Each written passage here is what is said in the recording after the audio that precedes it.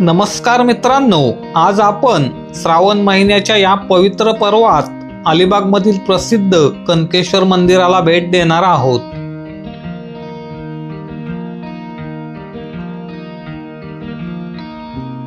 अलिबाग शहरापासून सुमारे 12 ते 13 किलोमीटर अंतरावर निसर्गाच्या कुशीत डोंगरावर वसलेले हे मंदिर भाविकांचे श्रद्धास्थान म्हणून ओळखले जाते.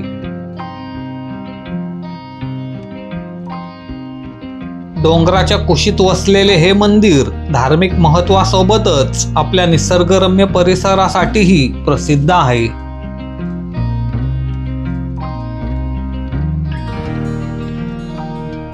श्रावण महिन्यात या कनकेश्वर मंदिरात महादेवाच्या दर्शनासाठी भाविकांची मोठी गर्दी पाहायला मिळते.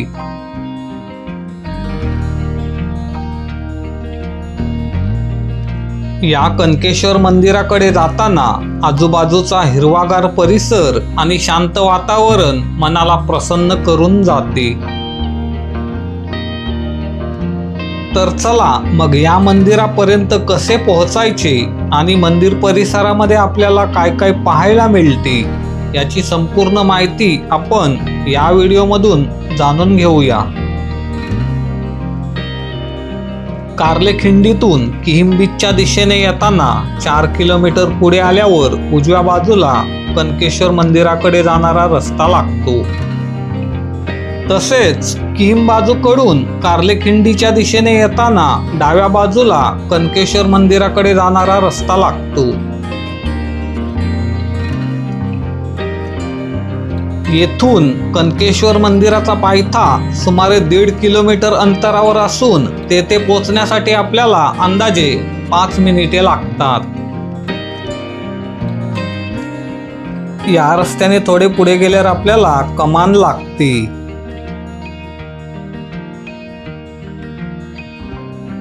या कमानीपासून कनकेश्वर मंदिराचा पायथा 500 मीटर अंतरावर आहे. या रस्त्याने थोडे पुढे आल्यावर आपल्याला आरसीएफ कंपनीचे रेल्वे क्रॉसिंग लागते.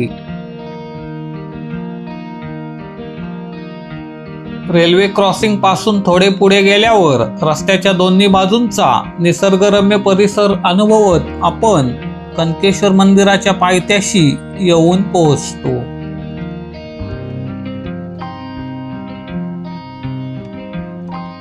कनकेश्वर मंदिराच्या प्रवेशद्वाराच्या उजव्या बाजूला आपल्याला 2 छोटे नंदी पाहायला मिळतात.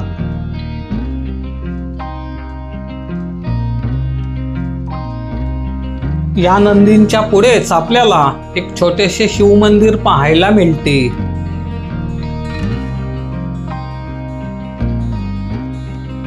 या शिवमंदिराच्या बाजूलाच आपल्याला बाईक पार्किंगसाठी असलेली जागा पाहायला मिळते. या कनकेश्वर मंदिराच्या प्रवेशद्वाराजवळच आपल्याला मंदिर उघडण्याची वेळ दर्शविणारा बोर्ड पाहायला मिळतो.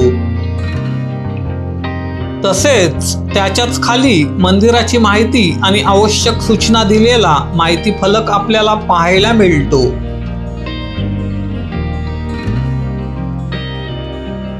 या प्रवेशद्वारातून आत प्रवेश केल्यानंतर पुढे आपल्याला मंदिराकडे जाणारा पायरी मार्ग सुरू होतो.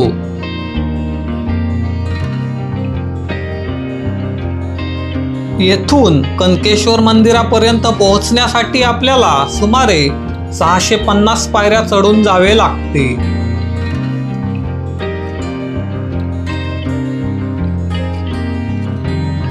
या पायरी मार्गाने थोडे वर चढून गेल्यावर उजव्या बाजूला आपल्याला मोहनगिरी आणि बालगिरी या 2 तपस्व्यांच्या समाधी पाहायला मिळतात.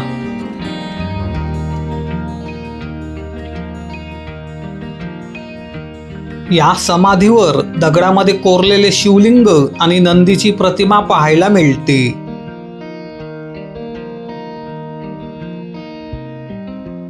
तसेच त्याच्याच बाजूला असलेल्या दुसऱ्या समाधीवरही दगडामध्ये कोरलेले शिवलिंग आणि नंदीची प्रतिमा पाहायला मिळते. तसेच त्याच्या खालीही आपल्याला अशाच प्रकारची प्रतिमा पाहायला मिळते. या पायरी मार्गावर भाविकांना विश्रांती घेता यावी यासाठी ठिकठिकाणी बाकडे ठेवण्यात आलेले आहेत.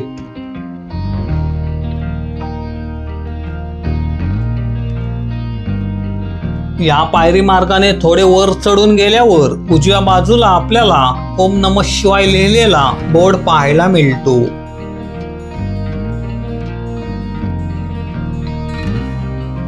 येथून थोडे वर चढून गेल्यावर आपल्याला शिवमंदिरापर्यंत आणखी 425 पायऱ्या असल्याची माहिती देणारा फलक पाहायला मिळतो.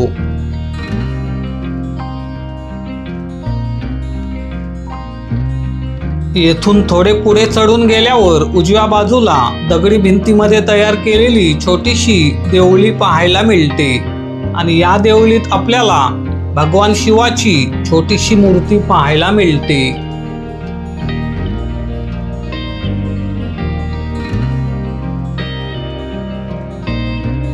या पायरी मार्गावर आपल्याला ठिकठिकाणी छोटी छोटी दुकाने पाहायला मिळतात जिथे लिंबू सरबत, चिप्स आणि इतर खाण्याचे पदार्थ मिळतात.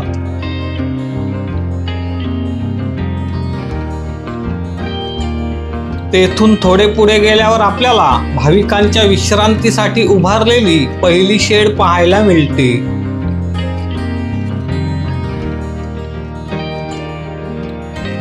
या पायरी मार्गावर स्वच्छता राखण्यासाठी ठिकठिकाणी कचरा कुंड्याही बसवण्यात आलेल्या आहेत.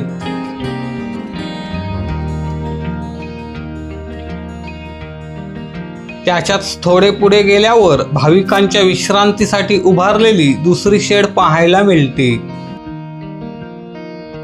आणि या शेडच्या बाजूने पाहिल्यावर आपल्याला समुद्रात असलेले खांदेरी आणि उंदेरी हे ऐतिहासिक किल्लेही पाहायला मिळतात.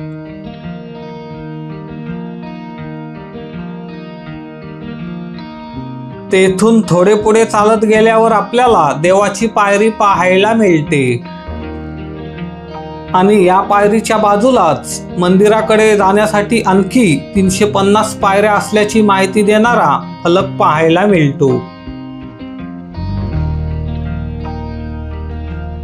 या पायरी मार्गाच्या दोन्ही बाजूंना असलेली हिरवीगार झाडे परिसराचे सौंदर्य आणखी खुलवतात.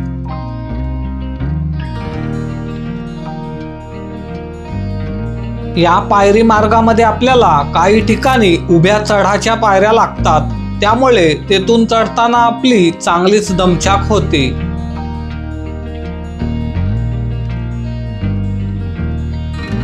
येथून थोडे पुढे चढून गेल्यावर उजव्या बाजूला आपल्याला पाण्याची सोय असलेली पाणपोई पाहायला मिळते.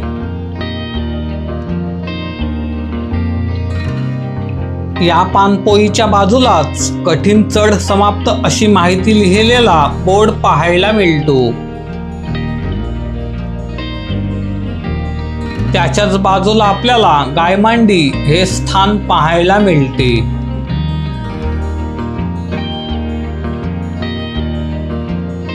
येथेच आपल्याला काळ्या पाषाणात कोरलेली नंदीची सुंदर आणि आकर्षक मूर्ती पाहायला मिळते.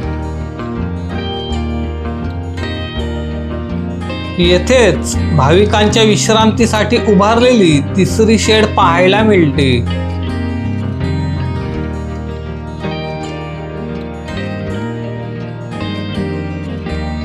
येथून पुढे मंदिराकडे जाण्यासाठी आपल्याला सपाट रस्ता लागतो.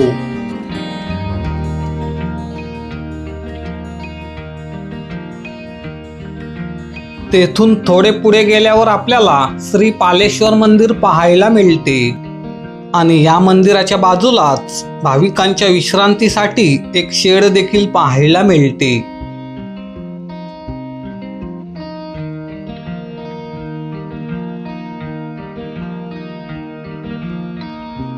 या पालेश्वर मंदिराच्या गर्भगृहात आपल्याला एक अत्यंत सुंदर आणि प्राचीन शिवलिंग पाहायला मिळते.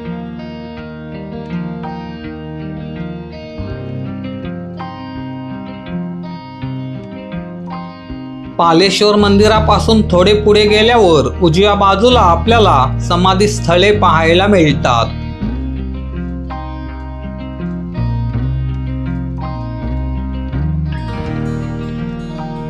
या समाधी स्थळांच्या थोडेच पुढे गेल्यावर आपल्याला कनकेश्वर मंदिराचे दुसरे प्रवेशद्वार पाहायला मिळते.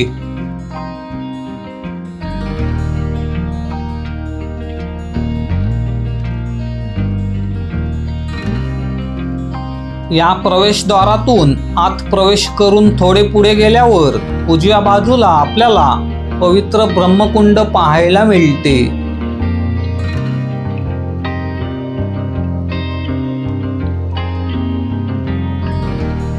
हे ब्रह्मकुंड धार्मिक आणि ऐतिहासिक दृष्टिकोनातून विशेष महत्त्वाचे मानले जाते.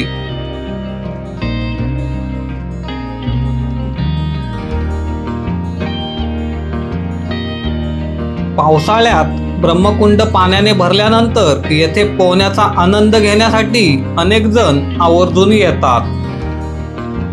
तर चला मग हे सुंदर ब्रह्मकुंड ड्रोन कॅमेऱ्यातून कसे दिसते ते आता पाहूया.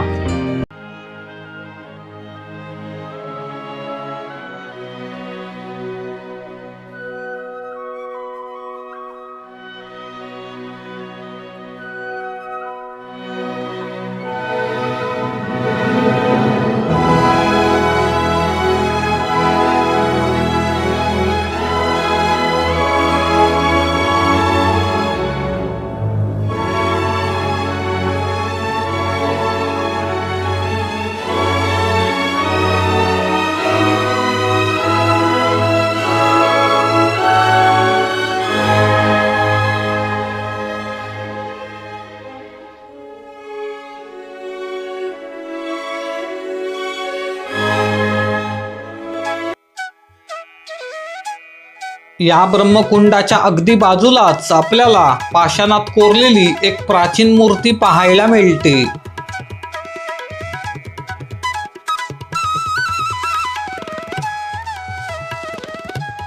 या ब्रह्मकुंडाच्या अगदी उजव्या बाजूला हनुमान मंदिर असून मंदिरामध्ये हनुमानाची सुंदर मूर्ती पाहायला मिळते.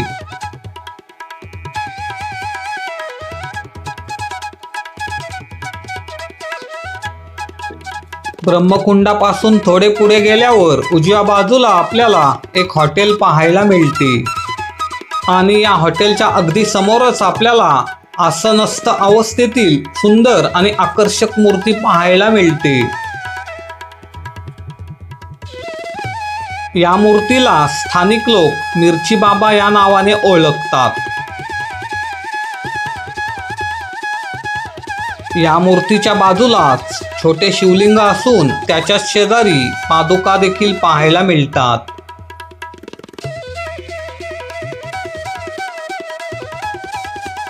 त्याच्याच थोडे पुढे गेल्यावर आपल्याला श्रीकृष्ण बलराम मंदिर पाहायला मिळते. हे मंदिर आकाराने छोटे असले तरी दिसायला अतिशय सुंदर आणि मनमोहक आहे. मंदिरात प्रवेश केल्यावर समोरच आपल्याला श्रीकृष्ण आणि बलराम यांच्या सुंदर मूर्ती पाहायला मिळतात.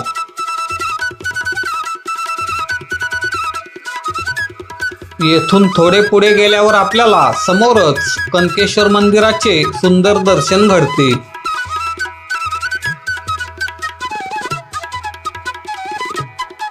कनकेश्वर मंदिराजवळ पोहोचल्यावर मंदिराच्या बाजूलाच आपल्याला काही हॉटेल्स पाहायला मिळतात.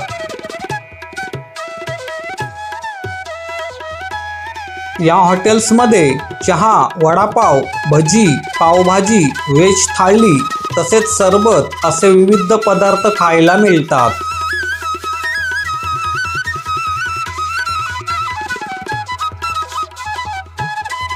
पाऊस पडून गेल्यानंतर कनकेश्वर मंदिर परिसर धुक्याच्या सुंदर चादरीने व्यापून जातो आणि परिसराचे सौंदर्य आणखी खुलून दिसते.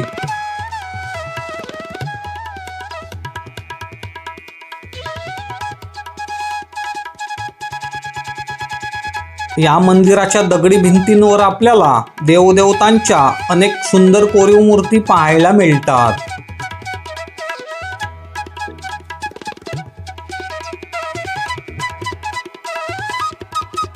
या मंदिराच्या दगडी भिंतीवर आपल्याला गणपतीची सुंदर कोरीव मूर्तीही पाहायला मिळते.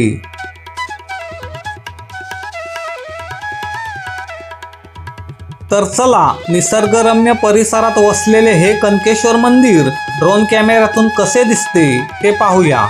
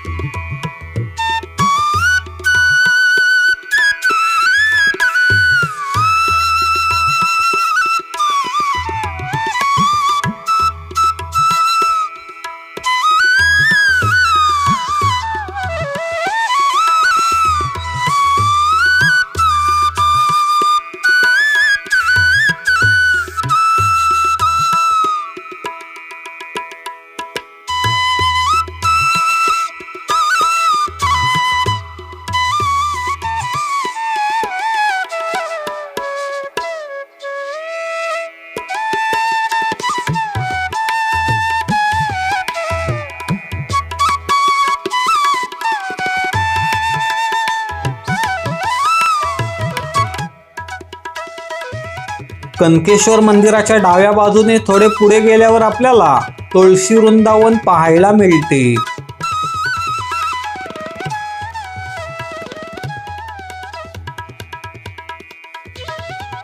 तेथून थोडे पुढे गेल्यावर आपल्याला शेषनागाच्या प्रतिकृतीत साकारलेली आकर्षक पानपोई पाहायला मिळते.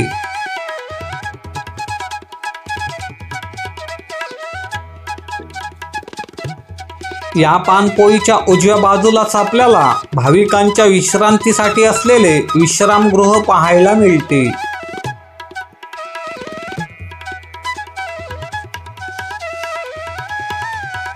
या कनकेश्वर मंदिराच्या समोरच आपल्याला एक मोठी दीपमाळ पाहायला मिळते, तर तिच्या बाजूलाच तुळशी वृंदावन ही पाहायला मिळते.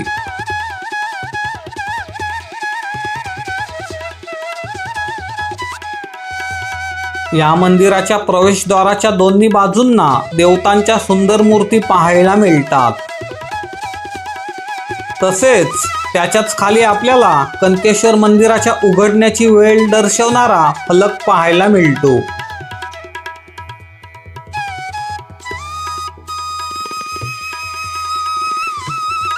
या मंदिरात प्रवेश करताच समोरच आपल्याला कळशीच्या आकाराची एक दानपेटी पाहायला मिळते.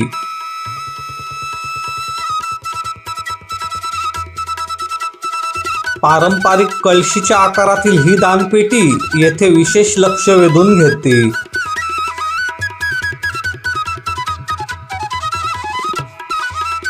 मंदिराच्या मुख्य प्रवेशद्वाराच्या दोन्ही बाजूंना शिवपार्वतीची मूर्तिचित्रे असून त्यांच्या वरच्या भागात मनमोहक फुलांची नक्षी पाहायला मिळते.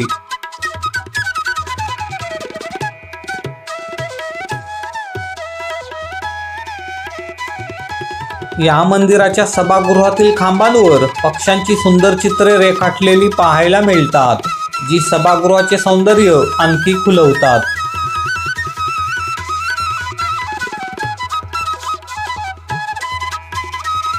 या प्रवेशद्वाराच्या उजव्या बाजूला आपल्याला गणपतीची सुंदर मूर्ती पाहायला मिळते.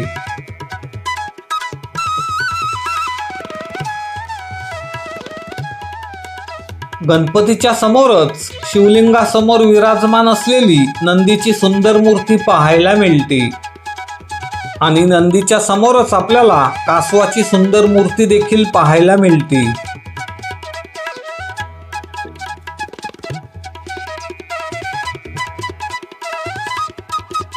या कनकेश्वर मंदिराच्या मुख्य प्रवेशद्वाराची चौकट देवी देवतांच्या सुंदर शिल्पांनी सजलेली पाहायला मिळते. या शिल्पांमधून आपल्याला मंदिराच्या प्राचीन स्थापत्य कलेची सुंदर झलक पाहायला मिळते.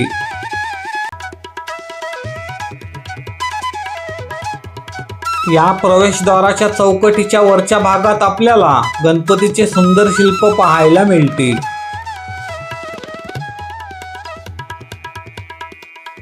या प्रवेशद्वारातून आत प्रवेश केल्यावर समोरच आपल्याला कनकेश्वराचे प्राचीन स्वयंभू शिवलिंग पाहायला मिळते.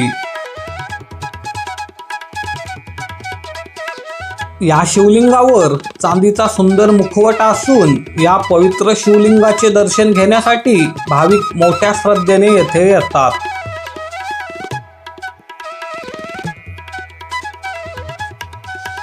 या शिवलिंगाच्या वरती ओमची प्रतिमा असून शिवलिंगाच्या मागील बाजूस आपल्याला पार्वती मातेची सुंदर मूर्ती पाहायला मिळते.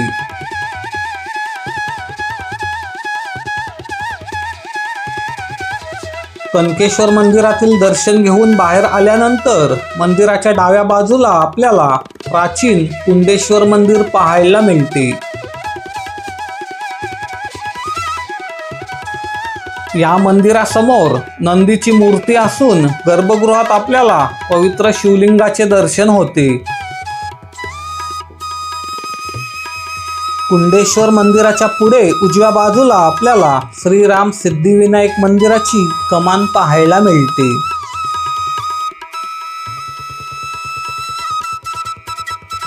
या कमानीतून प्रवेश केल्यानंतर डाव्या बाजूला आपल्याला श्री विष्णू मंदिर पाहायला मिळते.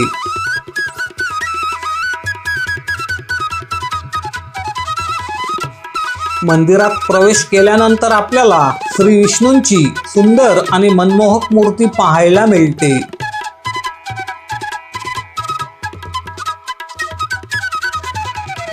या विष्णू मंदिराच्या समोरच आपल्याला श्री राम सिद्धिविनायक मंदिर पाहायला मिळते.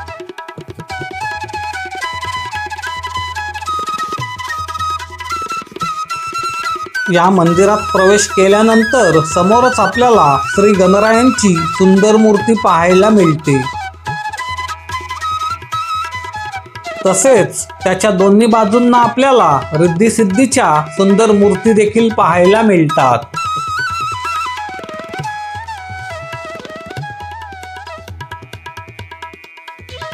या मुख्य गणपती मूर्तीच्या डाव्या बाजूला आपल्याला आणखी एक छोटेसे गणपती मंदिर पाहायला मिळते.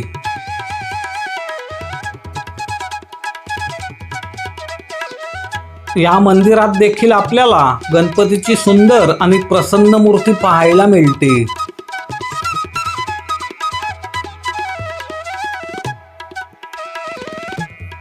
या गणपती मंदिराच्या समोरच आपल्याला छोट्याशा देवाऱ्यात श्री गणरायाचे वाहन असलेल्या मूषकाची सुंदर मूर्ती पाहायला मिळते.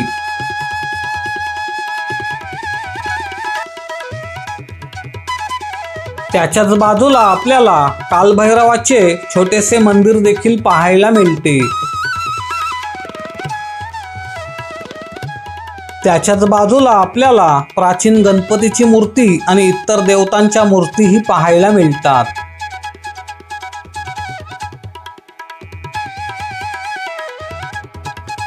या श्री राम सिद्धिविनायक मंदिराच्या पायऱ्या उतरून खाली आल्यानंतर समोरच आपल्याला सुंदर पुष्करणी तलाव पाहायला मिळतो. या पुष्करणी तलावामुळे मंदिर परिसराला एक वेगळेच सौंदर्य प्राप्त झाले आहे. तर चला आता हा पुष्करणी तलाव ड्रोन कॅमेऱ्यातून कसा दिसतो ते पाहूया.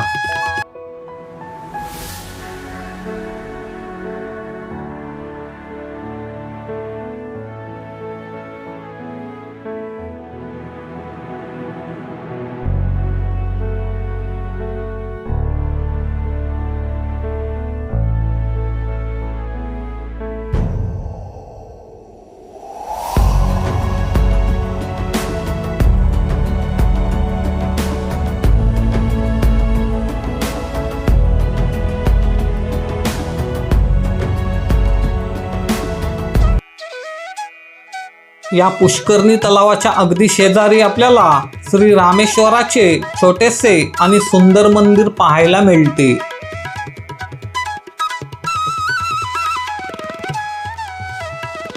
या मंदिरामध्ये आपल्याला सुंदर आणि पवित्र शिवलिंगाचे दर्शन होते, तर त्याच्या मागील बाजूस पार्वती मातेची सुंदर मूर्तीही पाहायला मिळते.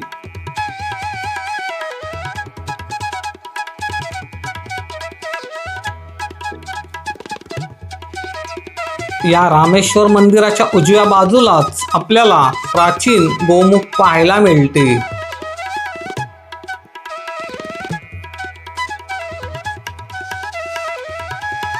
या गोमुखाच्या उजव्या बाजूलाच आपल्याला श्री मानकेश्वर मंदिर पाहायला मिळते.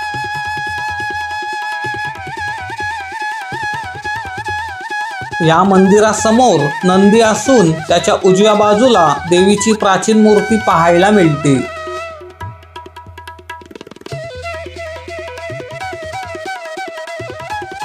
या मंदिराच्या गर्भगृहात आपल्याला सुंदर आणि पवित्र शिवलिंग पाहायला मिळते.